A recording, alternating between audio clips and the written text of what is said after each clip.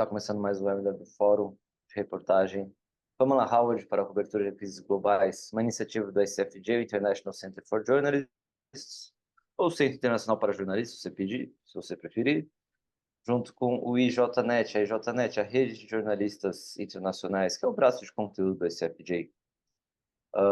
Entre os temas que a gente costuma apurar, claro, né, o nome do fórum costuma focar em crises, mais como temas de cobertura jornalística, mas também nossa própria profissão, nossa própria categoria, o ecossistema de mídia, tem passado por grandes transformações, não só transformações, né, que são implicadas por desenvolvimentos tecnológicos, mas também os rearranjos nossos ali para como a gente produz, como a gente faz jornalismo, né? E nesse sentido, diversas pesquisas e estudos tentam mapear e levantar características, informações sobre o que é feito, sobre o que não é feito, quem faz, onde faz, o que cobre. São iniciativas que, ao meu ver, quando tentam mapear, também podem ajudar outras pessoas que têm suas iniciativas, que queiram criar suas iniciativas, já ter uma ideia mais ou menos de como funcionam os desafios, problemas e características, né, que tem dado certo, hábitos que têm dado certo, práticas que funcionam, práticas que não funcionam. Claro, a coisa não é tão assim, preto no branco. Precisa do estudo, ficar acompanhando a área e sempre bater papo, né, com quem está envolvido nisso, seja fazendo, seja pesquisando. E nosso objetivo de hoje aqui é pegar uma dessas iniciativas, o Project Oasis, ou Project Oasis, se preferirem, que é uma iniciativa da Sembra Mídia, que mapeia, não lembro agora o número exato, mas em diversos países ao redor do mundo, as mídias nativas digitais, ou seja, aqueles veículos jornalísticos que surgiram no digital, ou seja, se é um jornal que foi para a internet, não vai entrar nesse estudo, mas foi algo que surgiu e criado como um site, por exemplo, estará lá. Para isso, né, eles têm um capítulo Brasil, primeira vez que entrou no escopo do estudo, foi agora na edição deste ano, então o levantamento deve ter sido feito ano que vem, ano passado, e a gente chamou o coordenador desse estudo aqui no Brasil, Marcelo Fontoura, para falar um pouquinho com a gente sobre os principais achados desse estudo. Será que tem alguma característica comum, algum padrão de jornalismo? Enfim, a gente quer saber um pouquinho mais sobre como isso funciona. O Marcelo é coordenador desse projeto e, além disso, também é professor adjunto ou associado na PUC do Rio Grande do Sul. E eu já vou passar a palavra para ele, que ele pode falar um pouquinho melhor, obviamente, sobre ele, e depois a gente começa a entrar na parte da pesquisa. Marcelo, bom dia, tudo bom? Bom dia, Daniel. Tudo bem? Tu consegue me ouvir direitinho? Conseguimos. Beleza, eu tive um engasgo na internet aqui, mas voltou. É professor adjunto. Professor adjunto. Adjunto. Isso, mas enfim, não faz diferença para nós agora. Pessoal, bom dia, boa tarde, boa noite, dependendo de onde estejam. Muito prazer, meu nome é Marcelo. Como o Daniel falou, sou professor aqui na PUC do Rio Grande do Sul e fui coordenador da pesquisa Oasis, que é o que me traz para cá, e que eu quero dividir os principais resultados aqui com vocês, tá? Então, já quero deixar registrado desde o início que é um dos projetos que eu participei que mais me anima, sim, que é um dos projetos mais recompensadores de participar. O Oasis é um grande raio-x sobre a mídia nativa digital que a gente tem no mundo, especificamente no nosso caso no Brasil, permite uma série de coisas, uma série de olhares diferentes, e eu quero compartilhar alguns desses resultados para vocês, tá? Então vamos lá, deixa eu compartilhar aqui a minha tela. Aqui. E vamos já olhar. Tudo certo, Ok, consigo ver sua tela. perfeito. Então, vamos lá. Eu sou professor de jornalismo nas áreas de estudos de desinformação e jornalismo de dados, principalmente isso. E fora a minha trajetória na universidade, eu também coordeno muitos projetos, sou consultor para muitos tipos de projetos. Então, já trabalhei com a News Product Alliance, trabalhei com a Midan, uma organização que combate a desinformação e faz software para esticadores de fatos. Trabalhei com a Jora agora e sou pesquisador do Atlas de Notícias aqui no Brasil, o censo de todos os veículos jornalísticos no Brasil. Já faz 5 anos que trabalho com Atlas da Notícia. Então, trabalho com vários tipos de projetos diferentes. E eu sou coordenador do Oasis, fui coordenador agora do Oasis, essa primeira implementação do projeto Oasis aqui no Brasil. Bom, vamos lá, o que é o Oasis, então? Em primeiro lugar, contextualizando um pouco o que o Daniel diz, né? O Oasis é um grande raio-x, um grande mapeamento de iniciativas jornalísticas nativas digitais, tá? Ou seja, aquelas que já nasceram digitalmente, tá? A Sembra Mídia faz isso, não é de agora, né? Eles fazem isso faz alguns anos já, faz esse grande mapeamento. Mas nos últimos anos a Sembra Mídia se dedicou a uma expansão disso. A Sembra começou com a América Latina, que é o foco da Sembra Mídia como organização, né? Para quem não conhece, a Sembra Mídia é uma ONG baseada em Buenos Aires, que tem como missão incentivar o jornalismo, sobretudo o jornalismo nativo digital na América Latina. Tá? Então, eles fazem uma série de programas sobre isso, programas de aceleração, programas de formação e tal, discussão, formação de educação, uma série de coisas. E o Oasis, então, é a maneira de, vamos mapear o que existe de mídia digital na América Latina. E nos últimos anos houve esse processo de expansão.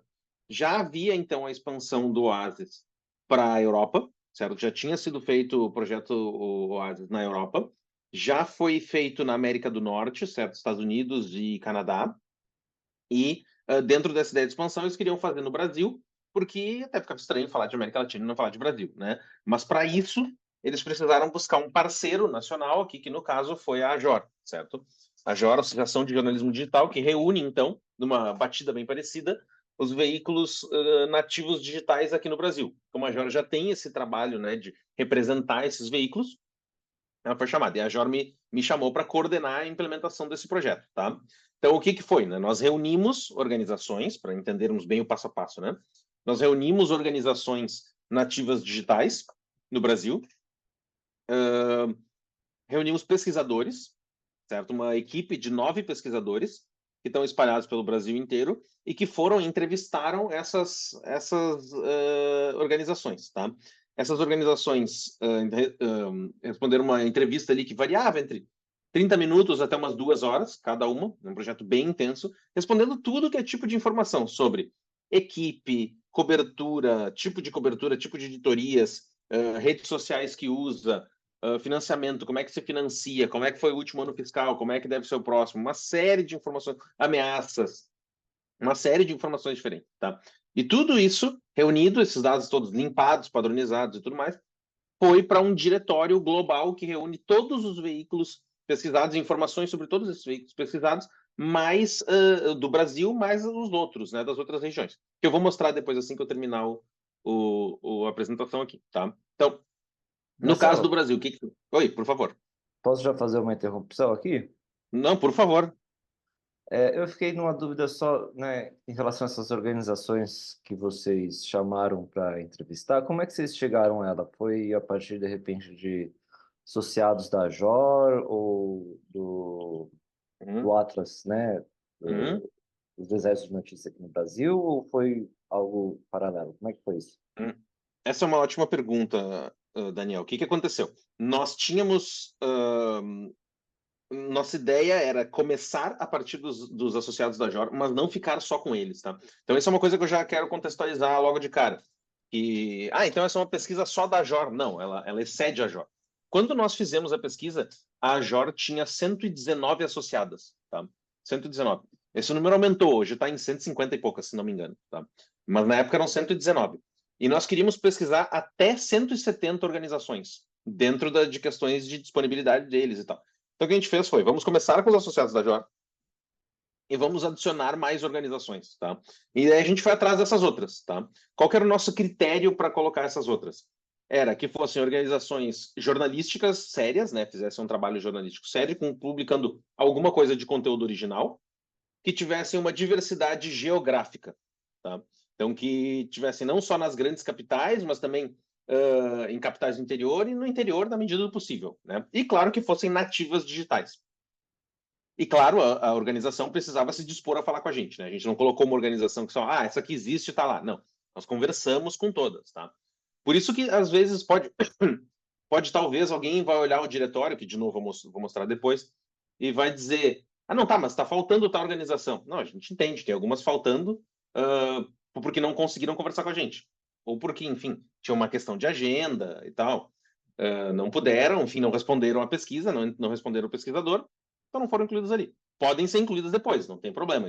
A ideia é que o diretório seja atualizado de tempos em tempos, tá?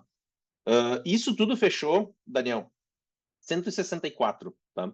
São essas aqui, ó. 164 organizações, tá? No Brasil inteiro, tá? No mundo inteiro tem 3.200 e poucas no diretório da Assembra Mídia, que estão distribuídas em 68 países, tá? E a parte que nos cabe aqui é 164, tá? Então, foram 9 pesquisadores, eu vou nomeá-los aqui, porque no final das contas foi graças ao trabalho deles, né? Foram eles que fizeram o trabalho de entrevistar cada um, enfim. Nós tivemos, vamos lá, na região sudeste, nós tivemos o Dubi Sônego, o Marcelo Macedo e a Lola Ferreira. Na região nordeste, nós tivemos a Mariama. Na região norte, nós tivemos a Jéssica Botelho e o Alan Gomes. Na região centro-oeste, nós tivemos a Angela Verdenberg. E na região sul, nós tivemos a Natiele Dias e a Bruna Brunowski. Tá? Essas foram as pessoas que fizeram parte aí como pesquisadores. Tá? Nossa ideia era ter uma equipe que tivesse espalhada, então, estando nas regiões, né? A gente não queria pesquisar tudo a partir do sul, tudo a partir do sudeste, então, estando nesses lugares, né? Uma atenção também para a diversidade entre os pesquisadores. A gente tem mais, desses 9, mais da metade é mulher. Nós temos também, tivemos uma atenção de incluir pesquisadores negros também, para a gente ter uma diversidade racial. Isso é uma coisa que ativamente nós buscamos, tá? Para ter uma equipe que fosse realmente representativa, tá? Assim como os veículos, que eles estivessem divididos. Quando foi essa pesquisa? Outubro de 23 a fevereiro de 24, tá? Isso realmente é a parte de coleta de dados. Eu trabalhei um pouco antes, um pouco depois mais, mas a parte de coleta de dados foi isso aí, tá? Então é importante para a gente ter em mente que o que a gente fala se refere a esse período, tá? Alguns outros dados ali, de um modo geral, olha que interessante, mais meios foram fundados por mulheres, 44%, meios fundados apenas, isso é só por mulheres, né? Fundado apenas por mulheres, 44%, por ambos, 38%, próximo ali, só por homens, 18%, tá? Pessoas trabalhando nos meios, 3.800, então, no total, quantidade de pessoas trabalhando. Isso é pessoas trabalhando em tempo integral, tá? A gente mediu também pessoas trabalhando em tempo parcial e de outras maneiras, tá? Em geral, 11 pessoas trabalhando em tempo integral por meio, tá? Isso é, em geral, isso é um cálculo que a gente fez e chegamos nisso, tá? E a mediana de renda, esse valor está em dólares, os outros valores que eu vou passar vão estar em reais, 38 mil dólares por ano, tá? Ok, então esses são alguns dados aí gerais que a gente tem sobre a pesquisa, tá? Você talvez tenha notado que eu mencionei aqui todas as 5 regiões do Brasil, maioria dos estados, eu gostaria de dizer todos os estados, nós temos um estado que nós não temos nenhum representante no diretório, que é o Espírito Santo, tá? Infelizmente. Isso quer dizer que não tem nenhuma iniciativa assim no Espírito Santo. Não é isso, obviamente. Com certeza ela tem, mas por algum motivo a gente não conseguiu falar com ela. Normalmente por disponibilidade da organização. Não conseguiu atender a nossa equipe, teve algum problema, é uma entrevista longa, né? Lembrando que, já deixei isso claro, mas só ressaltando, essa pesquisa tem uma natureza diferente do Atlas, por exemplo, que no Atlas é só a gente identifica que existe, já entra no mapeamento. Aqui nós precisamos conversar com ela, certo? Por isso essa diferença. Então, o diretório ele não se propõe a ser exaustivo, né? Tem todas as organizações. Não, tem algumas que a gente conseguiu separar e dizer, ó, essa daqui faz um trabalho de acordo com o que nós estamos alinhados, tá? Então, alguns achados principais aqui, tá? Que reúnem algumas conclusões que a gente tirou, tá? O resumo dessa história, pessoal, é principais, tá? Vocês vão notar que tem muita informação que a gente poderia dar. Muita, muita, muita informação. A gente poderia passar muito tempo aqui destrinchando esses dados. Aí eu tive que fazer um bom recorte para fazer tudo isso aqui caber. Outra coisa que eu quero destacar é que eu fiz uma apresentação semelhante a essa lá no Festival 3i, no Rio de Janeiro, em junho, tá? Eu e a Ana Paula Valaco, que é pesquisadora da Sembra Mídia, responsável pelo lado de lá do Oasis, mas eram outros dados, tá? Era um outro recorte. Aqui eu estou expandindo, inclusive trazendo um outro recorte maior de dados. E teve o lançamento do projeto Oasis em Buenos Aires em julho, que eu fiz uma apresentação breve sobre os destaques do Brasil.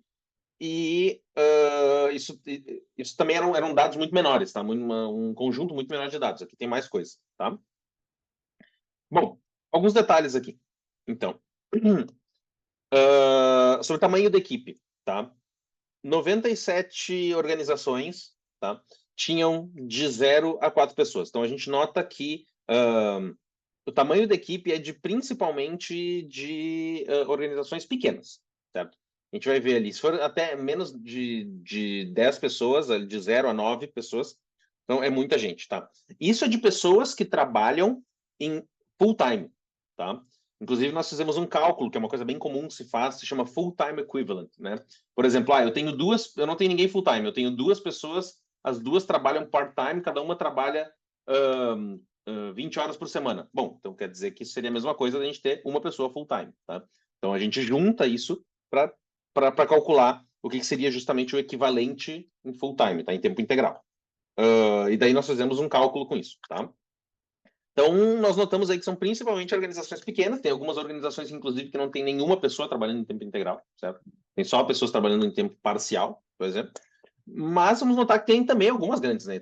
Temos algumas pessoas, ali 4 organizações têm mais de 50 pessoas. Então, existem, mas a gente nota principalmente que no Brasil, os dados de nativos digitais são de organizações menores, embora, né, e isso é uma lente interessante para a gente olhar quando a gente pensa no impacto que muitas delas têm, né? Então, elas conseguem ter um impacto muito grande, muitas vezes, apesar dessas de terem uma equipe reduzida, tá? Bom, Marcelo, por favor. desculpa, você estava falando agora no último slide, eu fiquei atento no de 50 a mais ali, né? Uhum. E pensando qual veículo aqui no Brasil poderia ter essa quantidade. E me deu uma dúvida, vamos ver se você consegue me ajudar. O UOL, o portal de notícias do UOL, se encaixa como mídia nativa digital? O UOL se encaixa, porque ele nasce como uma iniciativa nativa digital. Sim, ele acha. Se não me engano, ele não está no nosso mapeamento, até porque a gente tende a preferir. A gente tende a. No UOL tá assim. O Terra também tá. A gente tende a preferir aquelas organizações que são independentes, né? Mas esses aí entram também. Então, ele se encaixa assim. Por exemplo, o J Jurídico tem mais de 50 pessoas. Se não me engano, o Nexo também tem mais de 50 pessoas. Esses são os que eu me lembro. Acho que o UOL está ali entrando como mais de 50 pessoas. Esses são os que eu me lembro Uhum. agora. Então, são organizações que, de modo geral, já encontraram o seu product market fit, né? E conseguiram ter conseguiram crescer de uma maneira sustentável, né? De modo Sim, geral, é isso. Uhum. tá, entendi. Valeu. Uhum. E, por favor, vai me interrompendo. Sim, sim. Um, Então, sobre o que essas organizações falam? Tem algumas coisas interessantes aqui, tá? Esses números, obviamente, somam mais do que o total de organizações, que é 164, porque elas têm mais de uma opção, né? Algumas coisas que elas cobrem são coisas que são cobertas em outras partes do noticiário, né? Por exemplo, política, certo? Por exemplo, entretenimento, certo? Mas a gente nota algumas preocupações mais específicas. Tipo, o segundo tópico mais comum é cobrir sociedade e direitos humanos. Parte de direitos humanos, a gente sabe que é algo que a imprensa tem uma certa dificuldade de cobrir, e aparece muito nessas nativas digitais. Mais de 2/3 delas cobrem, cobrem sociedade e direitos humanos. Então, isso é um ponto interessante. Ao mesmo tempo, nota-se como bem poucas delas, enfim, 68, né, bem menos da metade, cobrem esportes, né? Nota-se que elas não se preocupam especialmente com esportes e com economia, por exemplo. Embora a economia ali a gente tenha 106, mas já é uma diminuição frente ao resto, certo? Então, esportes, estilo de vida, né, são coisas que são cobertas bastante pela imprensa tradicional, digamos assim, mas não aparecem ali, certo? Um foco muito grande em política e sociedade e direitos humanos. Hum? Fontes de receita. Como é que esse pessoal ganha dinheiro? Bom, essas aqui são as fontes de receita. De novo, soma mais de 164 porque elas escolhiam mais de uma, né? Inclusive, esse é outro dado para nós. A maioria das organizações tinha mais de uma fonte de receita, algumas mais de 5, por exemplo. Somavam várias fontes de receita diferentes, tá? A mais comum é publicidade, que é um dado histórico aqui do Brasil, tá? Mais comum a publicidade. Notem-se como várias delas fazem, um pouco mais da metade, fazem serviços, aliás, bem a metade, 82, né? Produção de serviço, desculpe, de produção de conteúdo para outras organizações, né? Fazem produção de conteúdo especificamente, né? E um número que a gente tem crescido, que a gente tem observado bastante, que tem crescido nos últimos anos, é o de grants, né?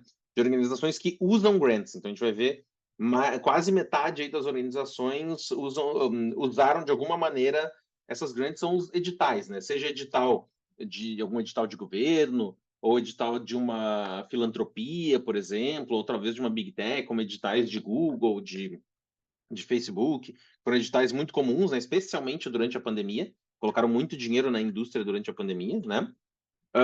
Mais comuns até do que o apoio do leitor, que vai ser doações, assinatura, membership, esse tipo de coisa, né? Então, o fato de grants aparecerem tão forte nos surpreendeu e, ao mesmo tempo, de publicidade permanecer tão alto, certo? Mas, de novo, isso são as fontes de receita. A gente monitorou também qual é a principal fonte de receita dessas organizações. E daqui o cenário muda de figura, né?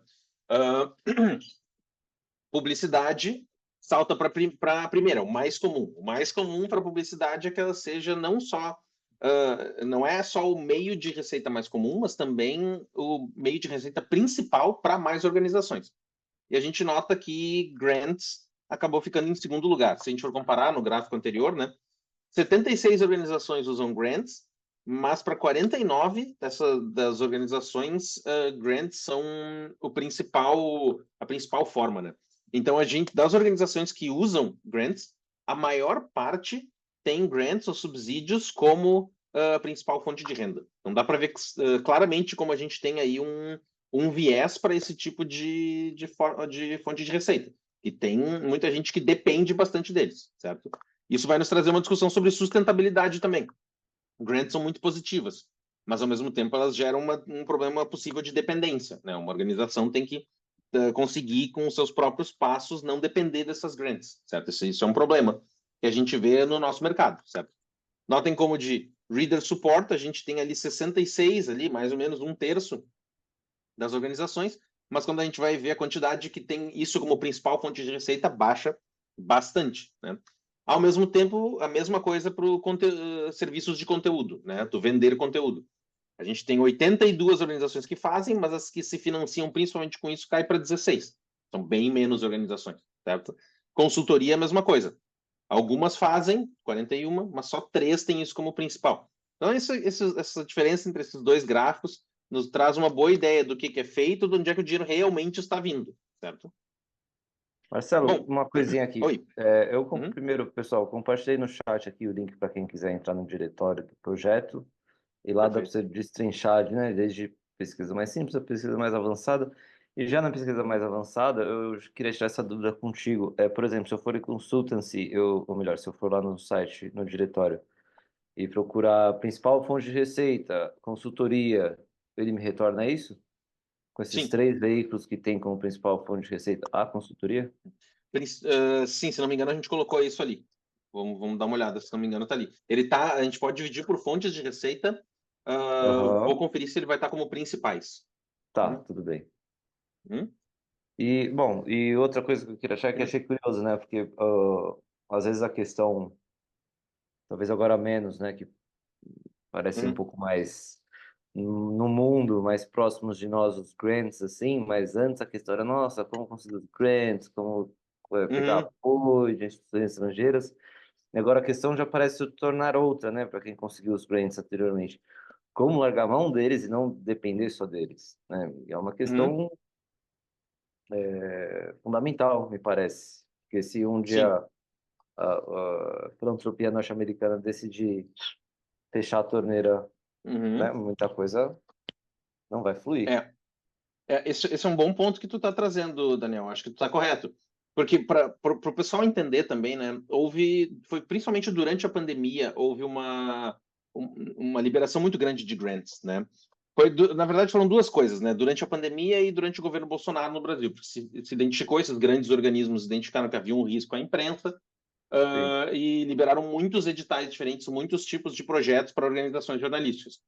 E como durante a pandemia houve uma queda de publicidade muito forte, né? Isso veio ajudar as organizações. Agora a gente vive, como tu disse, o outro lado disso, né? Tá, mas isso tem que ser uma coisa sustentável, né? Por exemplo, um veículo, eu não estou falando de nenhum específico, né? Algum veículo que tenha expandido usando grants, isso é um problema, porque se contratar gente, né? Contratar gente é caro.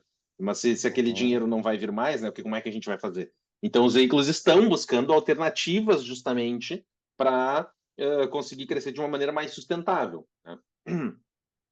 Perfeito, sim. Aliás, sobre as grants, tem um dado adicional aqui que é interessante, que a gente viu também sobre quais são as organizações que recebem grants e dividiu elas de acordo com a localização delas, né, a região.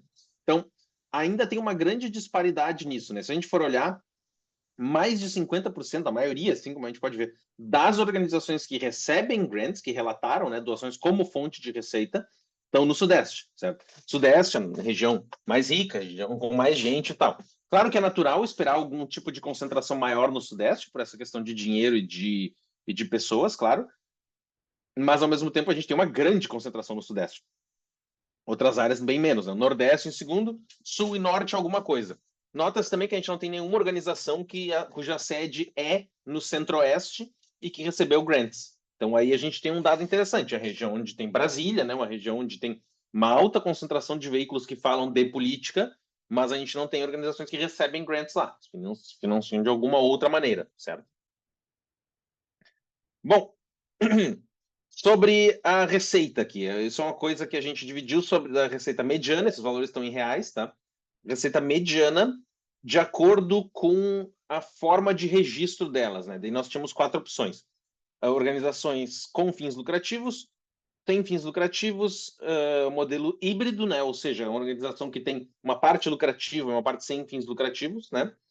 Com fins e sem fins, e aquelas que não haviam sido incorporadas ainda, né? Que não foram registradas, não existem oficialmente, né?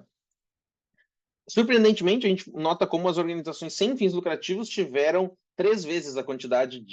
mais de 3 vezes a quantidade de receita mediana, né? De novo, é a mediana das receitas, das organizações com fins lucrativos, né? A gente teve quase 1 milhão aqui, né? Isso é outra evidência que a gente nota principalmente das grants. Normalmente as grants vão para organizações sem fins lucrativos. Elas podem ir também para organizações com fins lucrativos, mas as sem fins lucrativos normalmente elas se posicionam muito para isso, né? Então aqui notem como elas até de certa maneira distorceram um pouco o mercado, né? As que são for profit tiveram bem menos, né? Modelo híbrido menos, e as que não foram incorporadas têm uma receita bem mais baixa mesmo. O que é esperado porque são organizações normalmente mais iniciais mesmo, né? Elas estão se firmando ainda para daí eventualmente serem registradas, certo? Então aqui a gente vê como, por exemplo, aquelas que não estão registradas têm 9% da mediana de todas as organizações, que não está aqui no gráfico, que é de 270 mil, certo? Então essa foi a mediana de todo mundo, certo? Bom, e se a gente for comparar, então, a receita, é que a gente está falando de receita média com o tamanho de equipe, né? De quanto ganham, em média, as equipes maiores, as equipes de acordo com o tamanho delas, né? A gente consegue ver isso nesse gráfico. Então, o que eu chamo atenção para vocês aqui?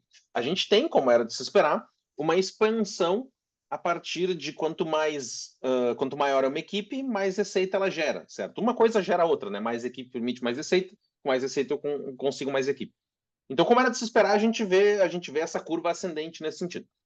Mas a gente pode ver que parece que existe uma curva ideal aqui. Se vocês verem das equipes de 0 a 4 até 10 a 20 a 24, existe uma curva numa direção aqui, né?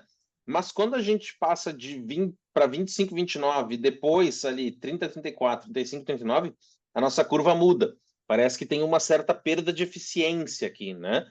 Que talvez com um pouco mais de gente, não necessariamente a gente gere mais receita, mas enfim, a gente tem mais gente para cuidar, né? Então, isso foi um padrão que a gente notou aqui nos dados. E claro, a gente tem as que tem mais de 40, tem uma receita muito alta ali, né? Mas, de novo, isso vai depender do número de organizações que a gente tem em cada uma, né? Algumas organizações são menores e tal. Então, a gente não, isso a gente tem, existe um número diferente de organizações em cada uma dessas faixas. Como eu disse, existe mais organizações de 0 a 4 do que de 25 a 29, por exemplo. Então isso influencia esses dados, né? Mas esse é um padrão que a gente consegue ver. E aí, é bem curioso mesmo. Esse, claro, não é o objetivo do estudo, mas em, né, termos de especulação, vocês chegaram a aventar alguma possibilidade dessa...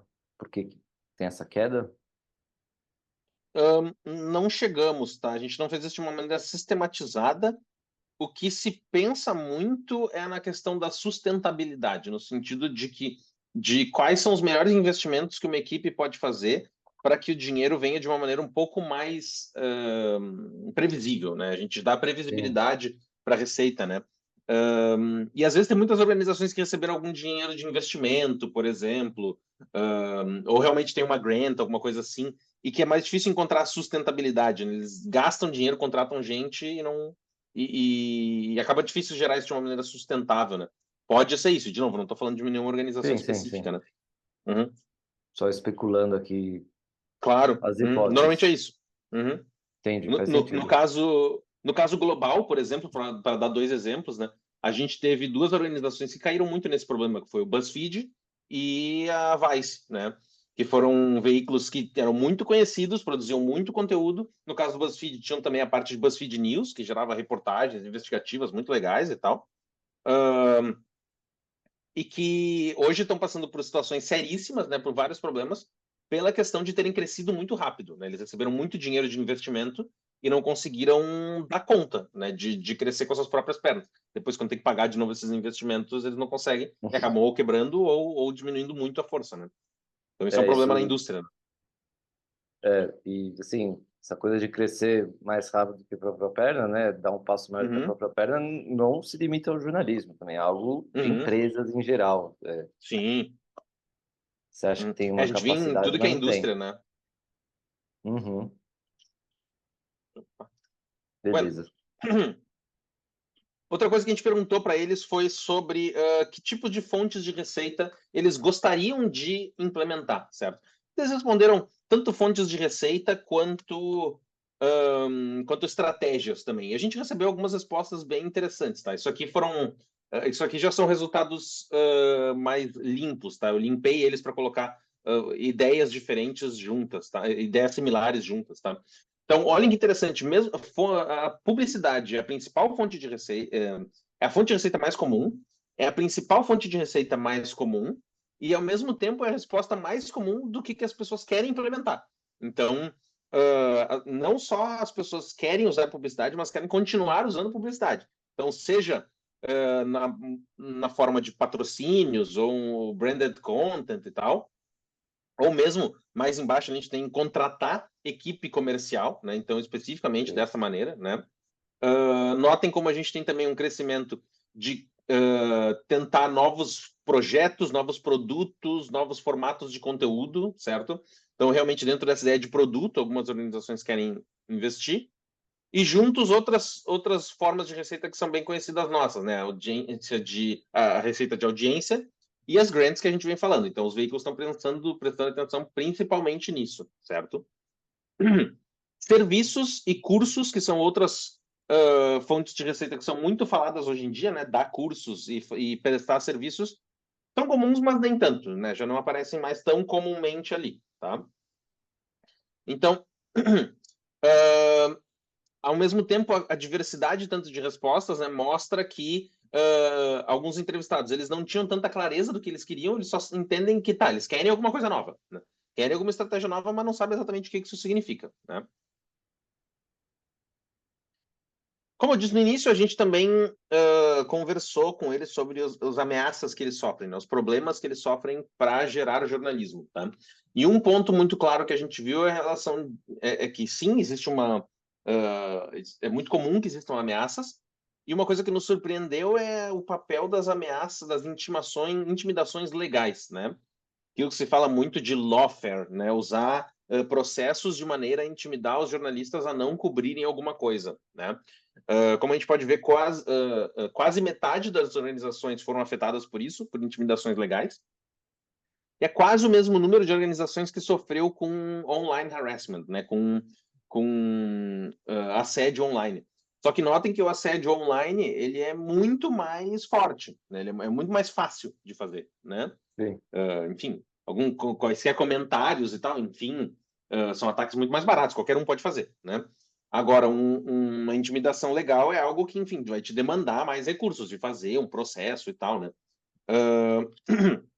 E a gente notou isso. Não era o que eu achava, tá? Eu lembro que enquanto eu revisava os dados, o que eu achava é que só as organizações grandes iam sofrer com intimidação legal. Mas, revisando os dados, eu vi que não. Isso estava em várias médias, inclusive pequenas, organizações bem pequenas, locais, que tinham sofrido porque algum empresário local, algum político local estava processando elas ou ameaçando com processo, né, extrajudicial para que elas não cobrissem alguma coisa. Várias deixaram de cobrir de fato, né? Então isso é algo muito claro que a gente vê como um problema para o ecossistema de jornalismo no Brasil. Nós vemos claramente esses problemas.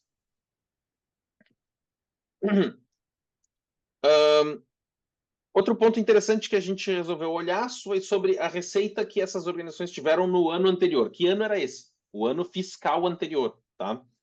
Para algumas organizações isso era, cada uma tinha um, né? Para algumas isso era de outubro a outubro, por exemplo. Algumas que a gente entrevistou depois do início do ano era de janeiro a janeiro, certo? Então variava qual era, mas era o último ano fiscal completo. E a gente nota que várias delas, a imensa maioria, aumentou, certo? Se a gente for juntar ali, 60% tiveram um aumento, algum tipo de aumento de receita.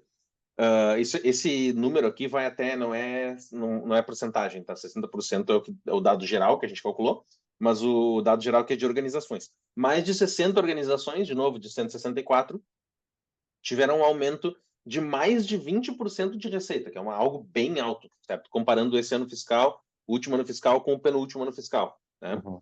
Então, elas tiveram, de fato, um aumento, certo? A gente também perguntou, com base nisso, qual era a perspectiva para o próximo ano fiscal. Esse ano fiscal que está acontecendo agora em 2024, né?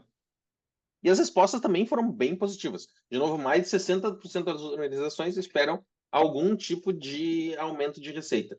Quando a gente vai olhar especificamente as organizações que esperam um aumento de mais de 20%, portanto, o mesmo aumento de antes, mais de 60 organizações, né? De 64, de novo. Então, a gente vê aí que tem um viés otimista nessas organizações, mesmo com todos os problemas. E se a gente for ver a divisão, as quatro barras aqui da esquerda são de aumento ou ficar o mesmo, né? E olhar as 4 barras da direita, em geral, os empreendedores aí estão esperando que vai ser um ano positivo, certo?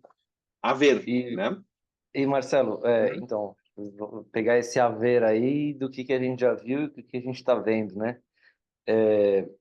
Por que esse otimismo? Seria porque já veio de um ano bom e ano de eleição, como aqui estamos, costuma gerar mais audiência, trazer mais audiência? Hum. Hum, De novo, no eu, campo das especulações, né? hum, eu especulo que seja por conta de uma conjunção de fatores, de um viés aí, porque o ano anterior foi bom, então tu espera, olha, tá, Sim. esse ano aumentou, deve continuar aumentando. Acho que um ano de anos pares normalmente tem mais coisa, né? A gente está falando de ano eleição Olimpíadas, presidencial junto com a Olimpíada, né? Sempre gera mais gente olhando e tal. Vende mais publicidade, como a gente vê, as pessoas dependem muito de publicidade, né? sim. E eu acho que a gente ainda vem num cenário de aquecimento pós-pandemia, né? Que a publicidade baixou um monte e depois disso, com tudo aumentando, aumentou a receita de publicidade. Eu imagino que sejam esses processos somados aí, né? Embora se saiba que a gente tem uma diminuição de grants, né? Isso a gente já está vendo que existe, né? Então uma coisa Exatamente. compensa a outra, né? Quem acompanha esse FJ sabe que já nos últimos 3 anos aconteceram programas que neste ano não ocorreu. Exato, é uma Então, questão é esse uma é um questão do exemplo. mercado, né? É. Uhum. Então, alguns só insights aqui para a gente fechar, né? E daí a gente pode conversar um pouco. Publicidade é extremamente relevante e eu destaco isso porque no mercado internacional a gente vê como a publicidade tem perdido espaço, né? Cada vez mais veículos buscam alternativas à publicidade, mas não no Brasil. O relatório principal da Sembra destaca como no Brasil e no México o CPM da publicidade é muito mais caro, o valor da publicidade é muito maior do que em outros países. Então, aqui isso está relacionado, né? Existe E o uma o pressão... CPM, só para esclarecer, CPM é? Custo por milhar, né? Então, quando tu vende uma publicidade, né? Cada 1000 vezes que aquela publicidade vai ser exibida, tu ganha X dinheiro, né? Uhum. E o dinheiro no Brasil e no México é bem maior que o resto da região, que ganha muito pouco com publicidade, aqui são mais inflados, né? Então, Interessante. um bom ponto. A gente vê uma pressão cada vez maior dos movimentos online, né? De movimentos políticos online contra o jornalismo, mas também ameaça judicial. As duas coisas permanecem, né? Tem uma grande divisão em termos de tamanho e receita, a gente viu isso, né? Algumas organizações ganham muito, outras são pequenas e ganham muito pouco, certo? E são bem pequenas, né? Perguntas que ficam, né? Como é que a gente pode diversificar a receita dessas organizações em termos de tamanho das receitas, né? Como é que a gente pode diversificar as receitas, ter outras receitas e que gerem mais dinheiro, né? Como é que as organizações podem aumentar a equipe e a receita de uma forma sustentável? E se esse otimismo vai permanecer verdadeiro, que era justamente o ponto que a gente estava falando, né? Aham. Entram otimistas nesse ano de 2024. Será que isso vai se revelar verdadeiro, né? A ver, né? Isso é algo para a gente ver. Eu tô curioso para ver no que vem como é que eles vão responder essa parte do otimismo aí, né? Pois é. Justamente nessa ponte, né? Que vai ser Uhum, como foi o último ano, como eles, ano que vem, como eles esperam que 2025 vai ser. uhum, Aliás, já trazendo essa pergunta, a ideia é ser anual?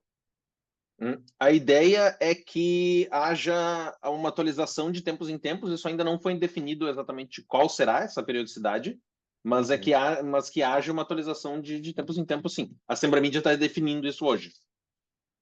Certo. Então vamos lá. Pessoal, se tiverem alguma dúvida, pode mandar aqui no chat. Eu vou trazendo o Marcelo enquanto isso. Você vai mostrar para a gente o diretório, é isso, Marcelo? Isso, perfeito. Para quem não viu, então, globalprojectoasis.org, tá?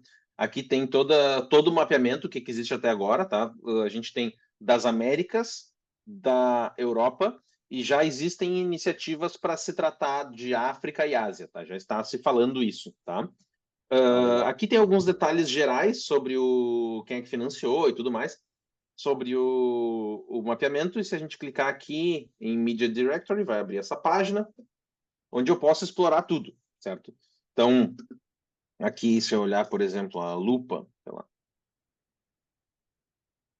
eu vou ver, ó, tem várias com o nome de lupa, né? Nós temos aqui a agência Lupa, por exemplo, a gente vai ver o perfil dela, exatamente onde é que ela fica, quando foi fundada, tipo de cobertura, todos os padrões de cobertura e tal, a audiência deles, gestão, enfim, uma série de informações aqui, tá?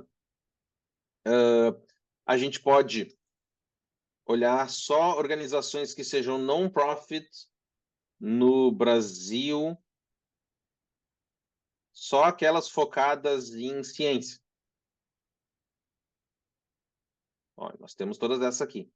28. Ah, legal. É aquelas que cobrem educação, que 22, certo? Então, muito interessante. Também pode ver filtros aqui.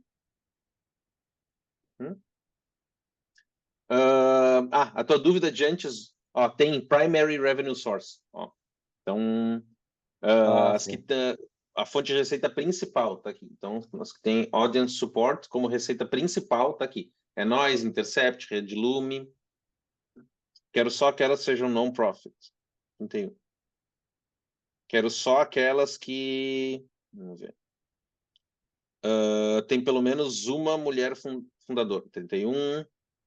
Tem pelo menos uma pessoa que trabalha com marketing. 9. E que publica informação sobre a equipe. 8. Então, aqui eu estou olhando no mundo inteiro, né? Eu posso filtrar também Aham. só na América Latina. Aí nós temos aqui a Associação 451, Matinal, Intercept.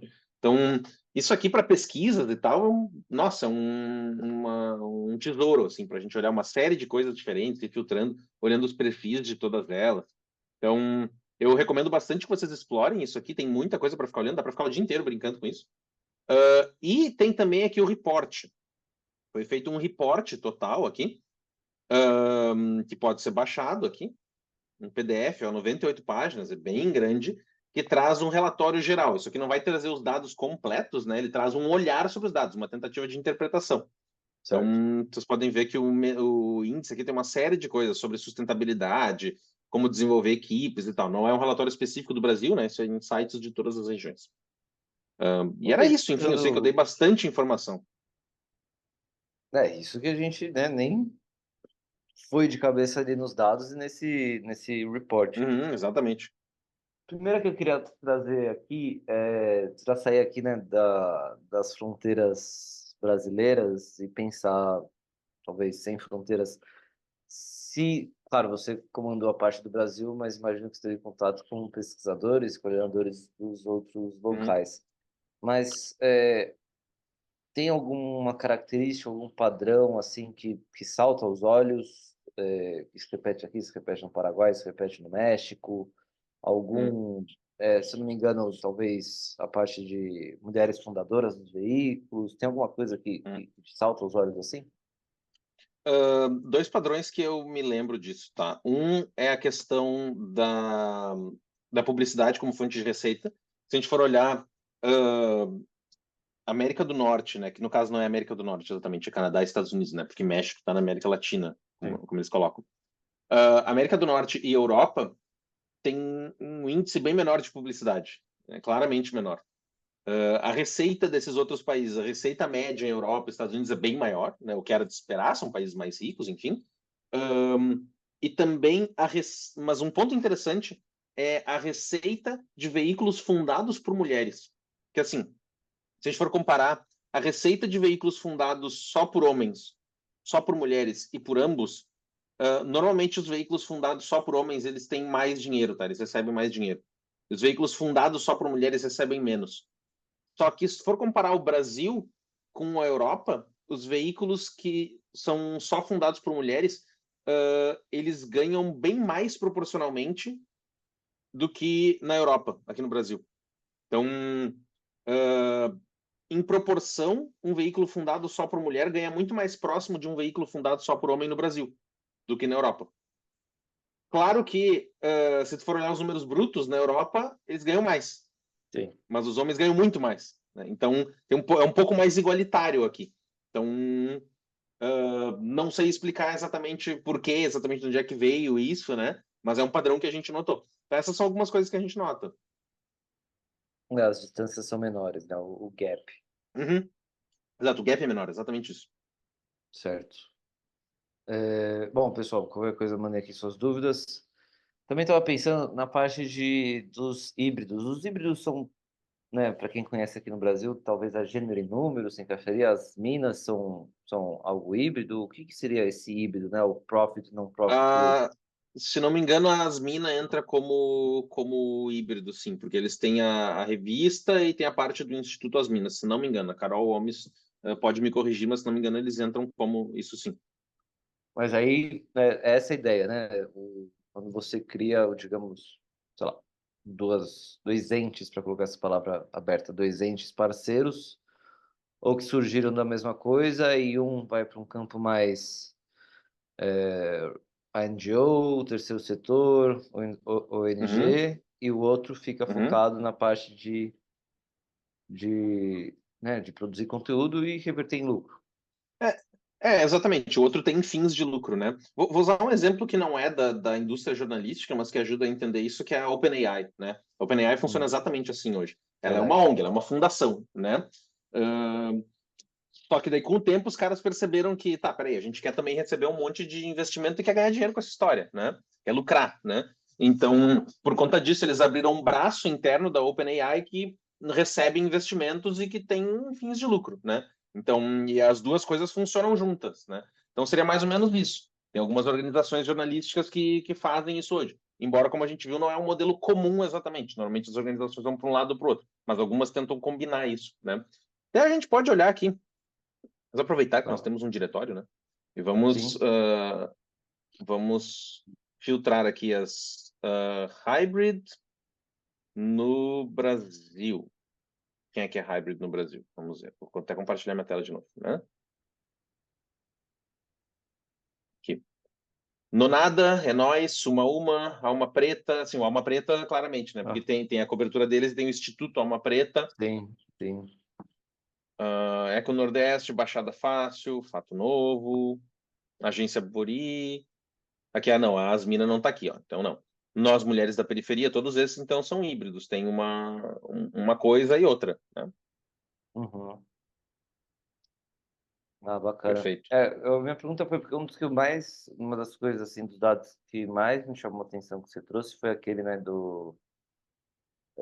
como as non-profits sem fins lucrativos tinham que Uhum, quase o triplo, se eu não me engano, uhum. de arrecadação, se não me engano, do que as Isso. para lucro, Era né? de arrecadação, isso mesmo. Não é lucro, é arrecadação.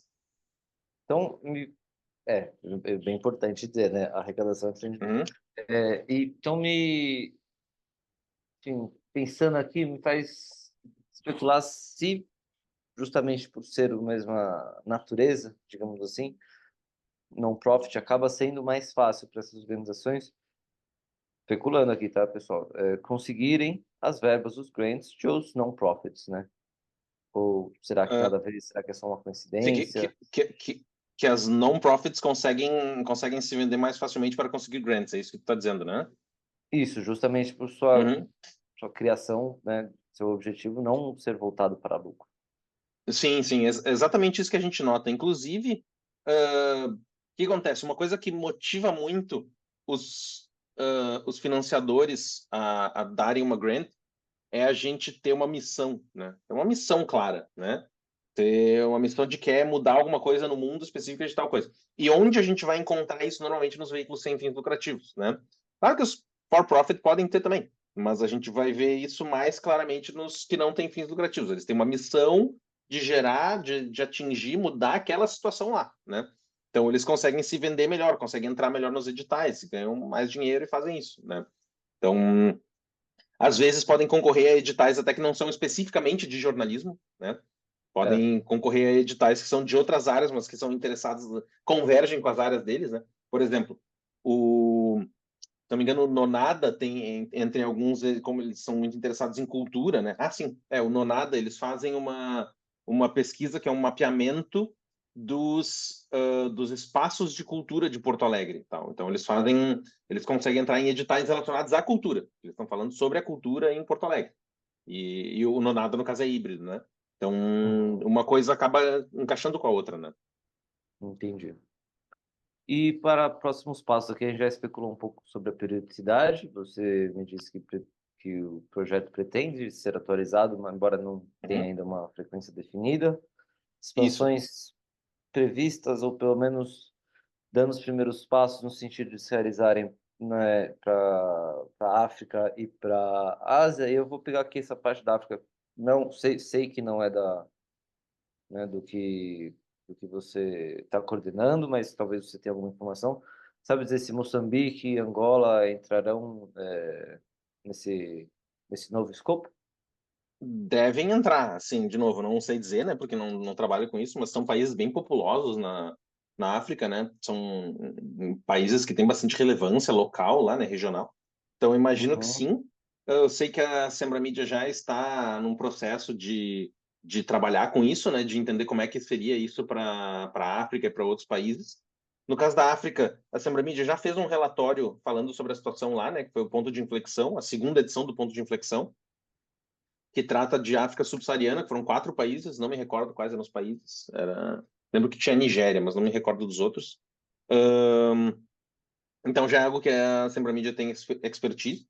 E a ideia, então, é essa expansão e atualização, trabalhar com atualização com alguma frequência, porque esses dados são muito orgânicos, né? Isso muda, né? As editorias, né? O tamanho das organizações, essas coisas mudam, né?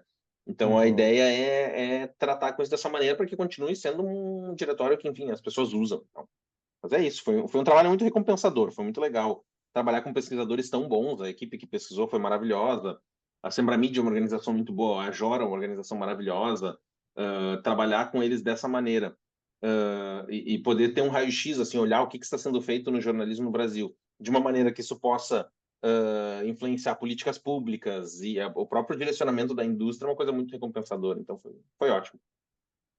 Sem dúvidas, ainda mais nesse momento de começo de rearranjo, né, de forças e Uhum, principalmente de dinheiro, né? Vamos ver o que vai acontecer aí com a lei das Big Techs, se uhum, vai ou não haver políticas de remuneração ao jornalismo, quem vai definir, isso é muito importante, quem vai definir o que é sim. jornalismo e vai receber essa verba.